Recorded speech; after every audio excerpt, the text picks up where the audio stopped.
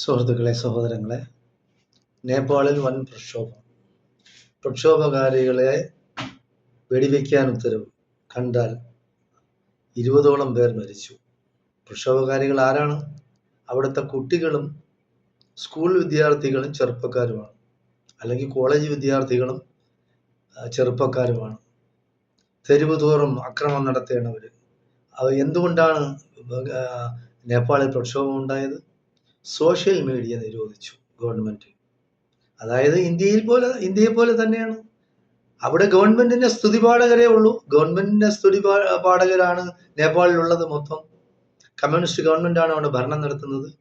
ഇവിടെ ഇന്ത്യയിൽ ഭരണം നടത്തുന്ന മോഡിയും സംഘപരിവാർ ശക്തികളുമാണ്. അതുപോലെ ഇവിടെ ഇന്ത്യയിൽ എന്താണ് നടക്കുന്നത്? എല്ലാ ചാനലുകളും, നാഷണൽ ചാനലുകളും, നാഷണൽ ബ്രോഡ്കാസ്റ്റിംഗ് മൊത്തത്തില് മോഡിയുടെ സ്തുതിപാഠകരാണ്. മോഡിയെ സ്തുതിക്കുന്നത് അല്ലാതെ വേറെ ഒരു കാര്യവും അവർക്കില്ല. അപ്പോൾ ജനങ്ങള് പിന്നെ തിരഞ്ഞെടുക്കുന്നത് എന്താണ്? സോഷ്യൽ മീഡിയ തിരഞ്ഞെടുക്കും.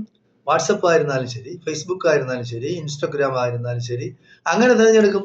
അപ്പോൾ ജനങ്ങൾ അറിയുന്നത് ഈ സോഷ്യൽ മീഡിയ വഴിയാണ്. ആ സോഷ്യൽ മീഡിയയെ നിരോധിച്ചു കഴിഞ്ഞാൽ ജനങ്ങൾക്ക്, നമുക്ക് എല്ലാവർക്കും അറിയാം, നിങ്ങൾ കാണുന്ന എൻ്റെ ചാനൽ കാണുന്നവർക്കും അല്ലാത്തവർക്കും അറിയാം, ഈ കാലത്ത് സോഷ്യൽ മീഡിയ ഉപയോഗിക്കാത്തവര് ഒരു 5% പോലും കാണില്ല.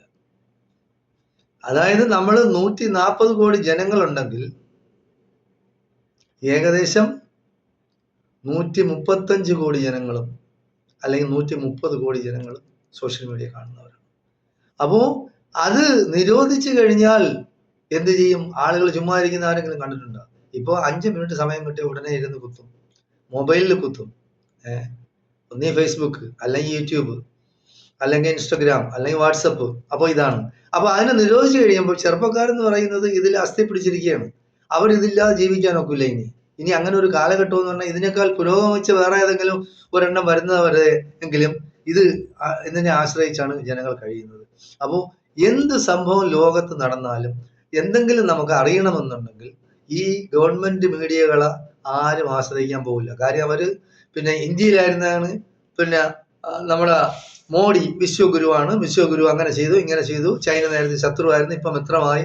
അമേരിക്ക നേരത്തെ മിത്രമായിരുന്നു, ഇപ്പൊ ശത്രുവായി. അപ്പൊ അവര് പറയുമ്പോൾ ഇവര് ദേശദ്രോഹികളാണ്, ഇവർ വരുമ്പോൾ അവര് രാജ്യസ്നേഹികളാണ്. അപ്പൊ ഇങ്ങനെ പുകഴ്ത്തുന്നു, ഭരണവർഗത്തെ പുകഴ്ത്തുന്ന ഒരു സംവിധാനമാണ് അവരുടെ മീഡിയ എന്ന് പറയുന്നത്. അപ്പോൾ സോഷ്യൽ മീഡിയയിൽ നമ്മൾ പോയാൽ മാത്രമേ രാജ്യത്ത് നടക്കുന്ന സംഭവങ്ങൾ അറിയാൻ കഴിയൂ. അപ്പൊ അതുകൊണ്ടാണ് നേപ്പാളിൽ ഈ യുവജനങ്ങളും വിദ്യാർത്ഥികളും തെരുവിലിറങ്ങിയിട്ട് എന്തായാലും ശരി, ആഭ്യന്തരമന്ത്രി രാജിവെക്കാതെ യാതൊരു കാരണവശാലും അവിടുത്തെ പ്രശ്നം തീരുന്നവർ. ഈ ഭരണം തന്നെ ഒരുപക്ഷെ അട്ടിമറിക്കപ്പെടാം. ജെൻസ് എന്ന പേരിലാണ് അവരുടെ സംഘടനയുടെ പേര് തന്നെ. അറിയപ്പെടുന്ന ഒരൊറ്റ രാഷ്ട്രീയ പാർട്ടിയുടെ പോലും പിന്തുണ അവർക്കില്ല. പക്ഷെ ഇനി പ്രതിപക്ഷം എന്തായാലും ഒരുപക്ഷെ അവരെ പിന്തുണ ചെന്നിരിക്കാം, ഒന്നും നമുക്ക് പറയാൻ കഴിയില്ല. എന്തായാലും ശരി, ഇത് ഇന്ത്യയിലും വളരെയധികം അലയൊലികൾ ഉണ്ടാക്കും. കാരണം ഇവിടെ നടക്കുന്നതും അത് തന്നെയാണ്. നിങ്ങൾ കണ്ടതാണ് ബീഹാറിൽ വോട്ട് ചോരി എന്നും പറഞ്ഞ് രാഹുൽ ഗാന്ധി ഇറങ്ങിയത്. ഇവിടെയുള്ള ദേശീയ മാധ്യമങ്ങളൊന്നും അതിനെ റിപ്പോർട്ട് ചെയ്തില്ല. അവർക്ക് സമയം എന്ന് പറയുന്ന മോഡിയെ സ്തുതിക്കാൻ, മോഡിയുടെ കണ്ണാടി, മോഡിയുടെ ഡ്രസ്സുകളും, മോഡി അവിടെ പോകുന്നതും ഇവിടെ പോകുന്നതും, മോഡി പ്ലെയിനിൽ സഞ്ചരിക്കുന്നതും അത് മാത്രമേ അവർക്കുള്ളൂ. വേറൊന്നും അവരെ കാണിക്കേണ്ട കാര്യമില്ല. അപ്പോൾ സോഷ്യൽ മീഡിയകളെ ആശ്രയിച്ചു കഴിഞ്ഞാൽ രാജ്യത്ത് നടക്കുന്ന സത്യസന്ധമായ കാര്യങ്ങൾ നമുക്ക് അറിയാൻ കഴിയും. ഇവിടെ ഒരു ഭരണമുണ്ടാകും. എന്താണ് ഭരിക്കുന്നത്? സംഘപരിവാർ പറയുന്നു, അതിനനുസരിച്ച് അവർ ചെയ്യുന്നു. അല്ലാതെ എന്താണ്? കോടതി ആയിരുന്നാലും, ഇലക്ഷൻ കമ്മീഷൻ ആയിരുന്നാലും, പോലീസ് ആയാലും, ഏത് ഭരണ സംവിധാനങ്ങളായിരുന്നാലും മോഡിയെ സ്തുതിക്കുന്നു, അല്ലാതെ വേറെ ഒരു കാര്യം ഇവിടെ നടക്കുന്നില്ല.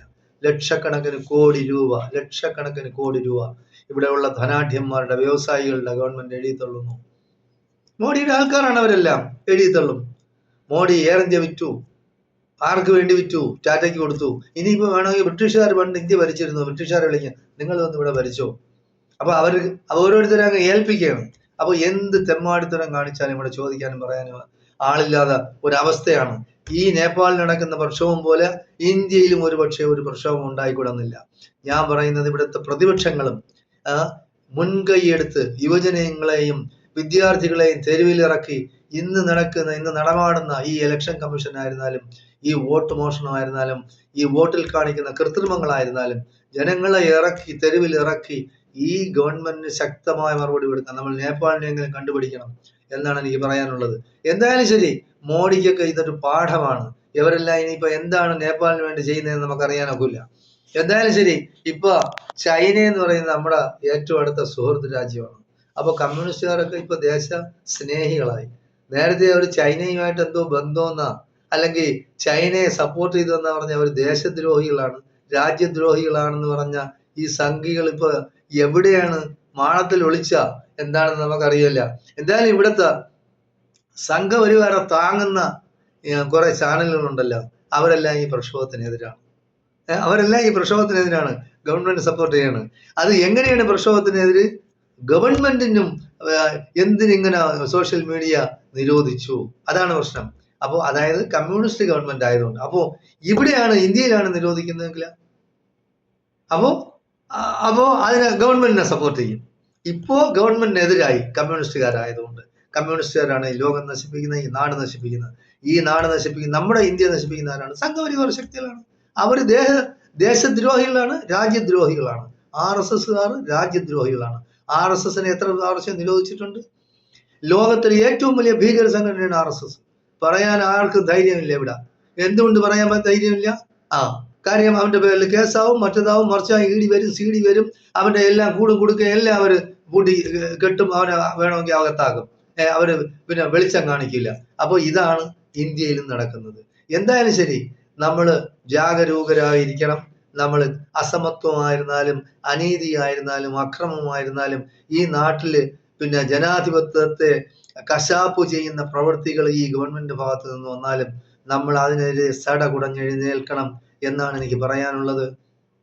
നമ്മളെല്ലാം ഇന്ത്യയുടെ ഏകത്വത്തിന് വേണ്ടി, ഇന്ത്യയുടെ ഐക്യത്തിന് വേണ്ടി, ഇന്ത്യയുടെ ഐശ്വര്യത്തിന് വേണ്ടി, ഇന്ത്യയുടെ അഭിവൃദ്ധിക്ക് വേണ്ടി നമ്മളെല്ലാം രാജ്യസ്നേഹികളായി പ്രവർത്തിക്കും. അല്ലാതെ ഈ സംഘപരിവാറുകാർ നമ്മളെ രാജ്യസ്നേഹികളോ അല്ലെങ്കിൽ രാജ്യദ്രോഹികളാക്കേണ്ട കാര്യമില്ല. അവന്മാര് പറയുമ്പോൾ നമ്മൾ രാജ്യസ്നേഹികളും അവർ പറയാതിരിക്കുമ്പോൾ നമ്മൾ ദ്രോഹികളും ആവുകയൊന്നുമില്ല. എന്തായാലും ശരി, നേപ്പാളിൽ നടക്കുന്നത് മോഡിക്കും കൂട്ടർക്കും ഒരു പാഠമാണ്. കണ്ടുപഠിച്ചാൽ എല്ലാവർക്കും കൊള്ളാം. ഓക്കെ, എല്ലാം സഹിച്ചിരുന്ന നിങ്ങൾക്കെല്ലാം നന്ദി, നമസ്കാരം.